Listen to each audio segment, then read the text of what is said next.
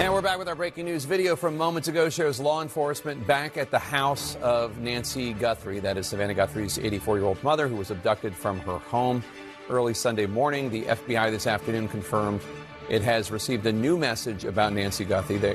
They're investigating its authenticity. This after the family last night posted another video message pleading for their mother's safe return after the first deadline and an apparent ransom note passed.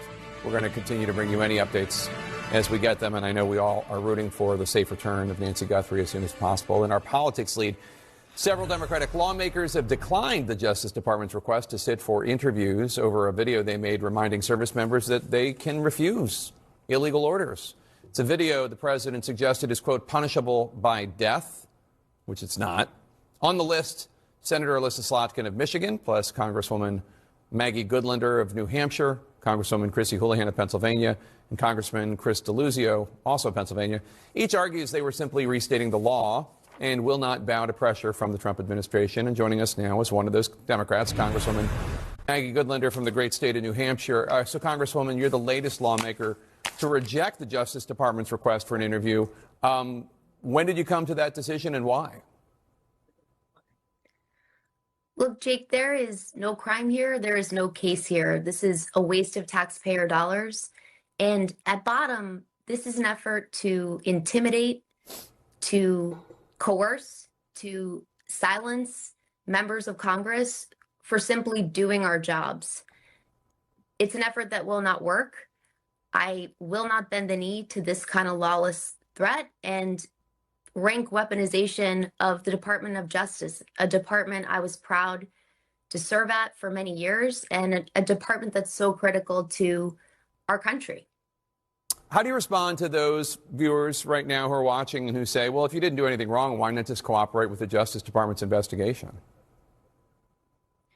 Look, I've said all along, I've worked at the Justice Department for years. I will, of course, cooperate with any legitimate investigation.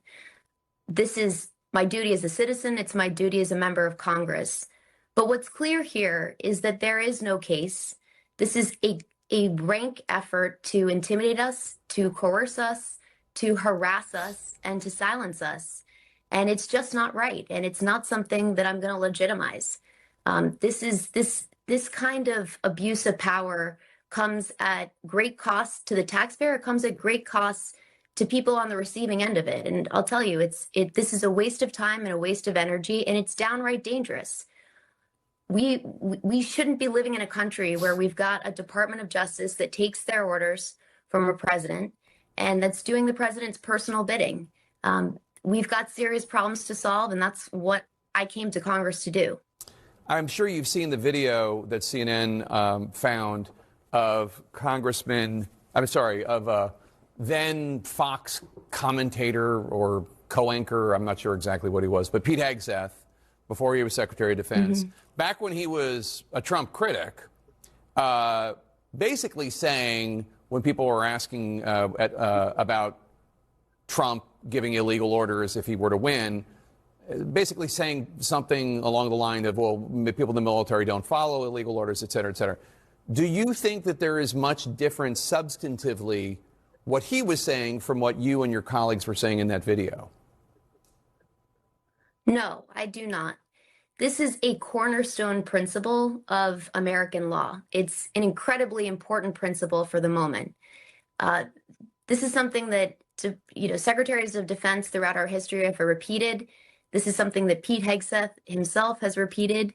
This is a basic principle that Attorney General Pam Bondi advanced in briefs before the United States Supreme Court in recent months. This is an uncontroversial cornerstone principle of American law, because we are a country where our military operates under the rule of law. We don't have a military that blindly follows orders. These were hard-earned lessons from history. It's not who we are as a country, and this basic principle is such an important one. Any other president in our history would have heard what we had to say in that short video, agreed completely, and moved on. And unfortunately, the president's response, becoming so unglued by this basic statement of law, is very sad to me. It's telling, and it's dangerous.